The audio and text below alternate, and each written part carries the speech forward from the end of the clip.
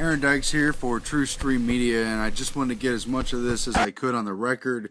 It's a chapter about Frankenfoods, the alchemical vegetable Frankenstein, the seedless seeds of the androgenes food.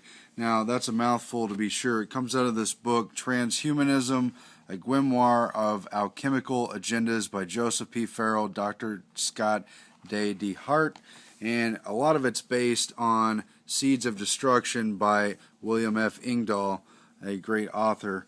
And basically, we'll leave most of the occultic aspects of alchemy for another time, but you could just think of it as a transformation, in this case of society or humanity. And they get into the Rockefellers and their connection to older systems, including Francis Bacon, but on the basic idea that the modern elites, the contemporary elites, are following the idea of, number one, an upper limit or carrying capacity for the number of people who can populate this planet, and they presume that there are too many useless eaters.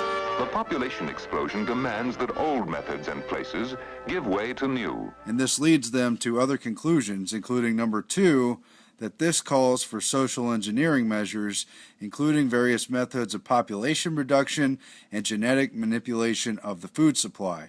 Number three, this in turn can be affected by the engineering of man himself, by the injection of human genes into plants, or the injection into plant genes into humans.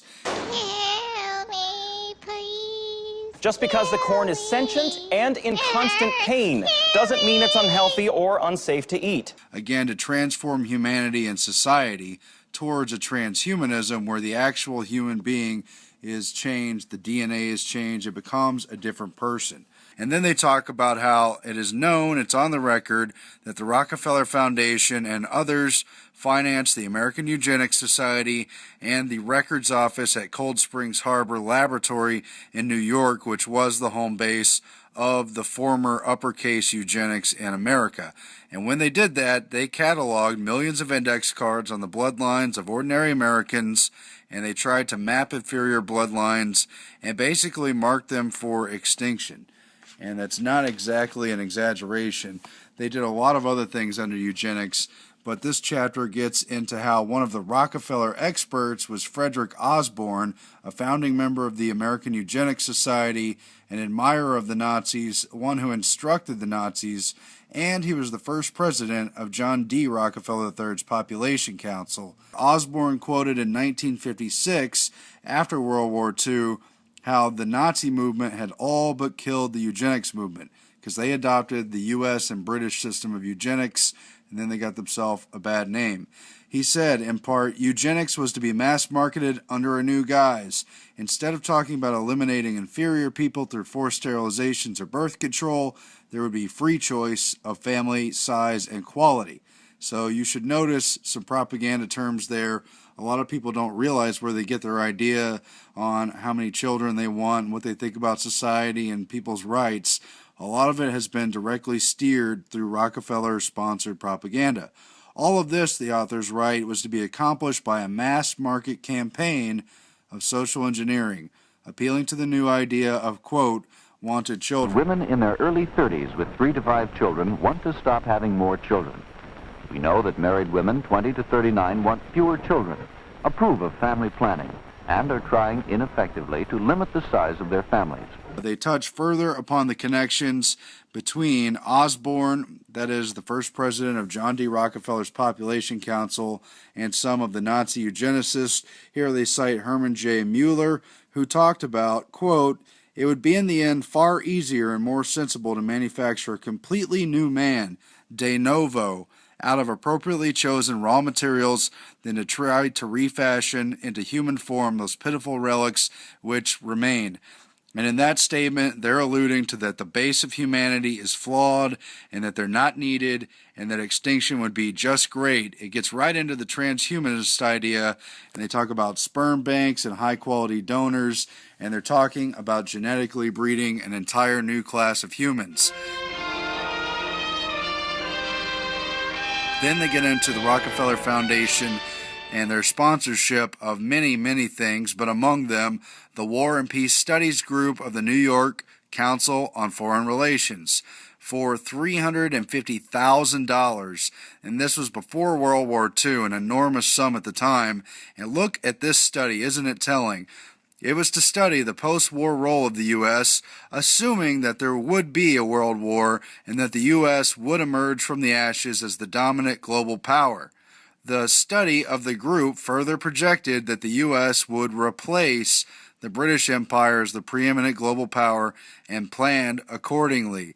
They say that rather than the British model of physically possessing colonies all around the world as they did, the CFR study group would base it around the idea of controlling the economic influence. Family planning is an integral part of development planning. You cannot hope to plan other forms of production if you cannot plan the production of the main resource, the human beings.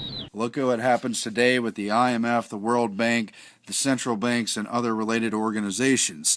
They have those countries under their grip while they're formally in name free.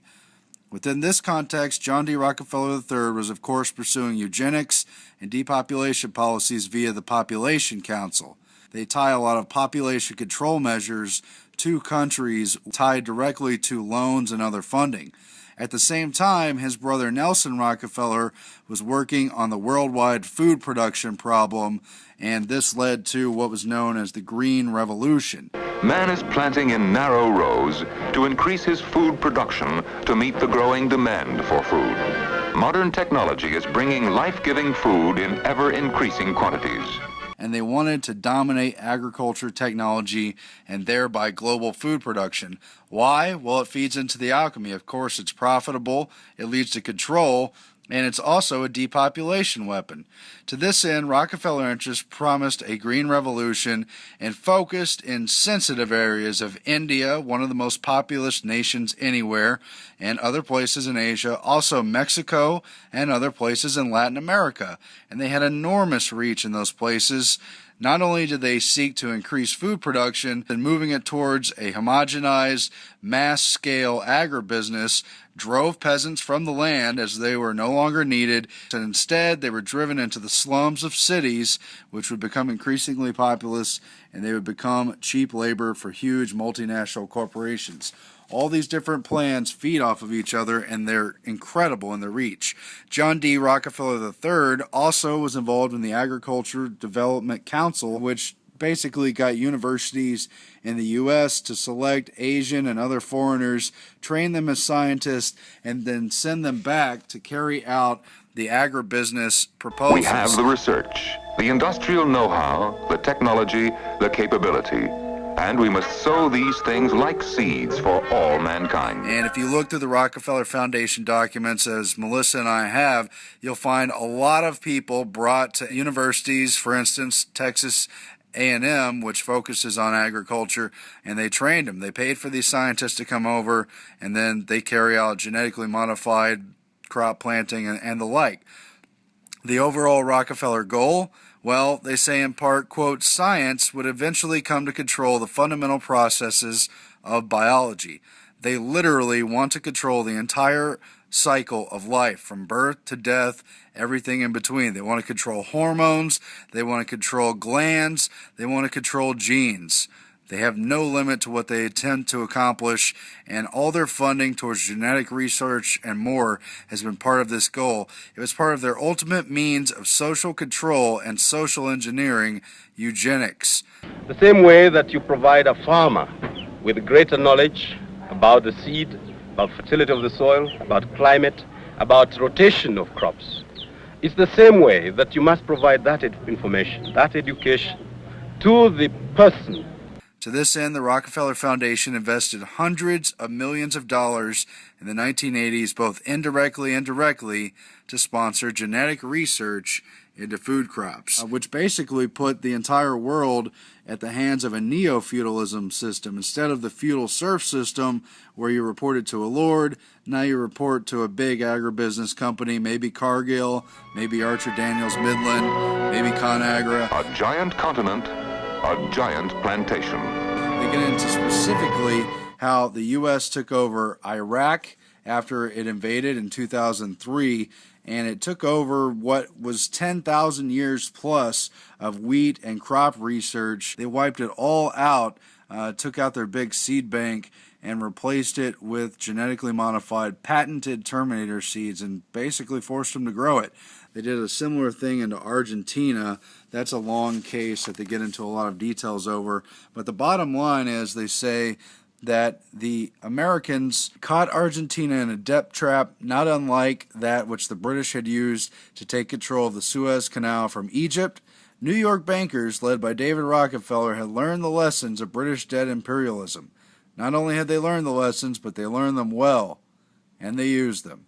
But never could these ancient methods support life in our great cities today. Modern machinery is the only answer. These men rely on the newest equipment to get their grain and straw from field to market. And so we find that this totals more than just the sum of its parts, as many things do, thus the idea of the alchemy, a larger transformation through the chemistry between these things interacting. There's a transhumanist agenda that supersedes just being biotechnology and genetically modified plants. It supersedes just being population control or just eugenics.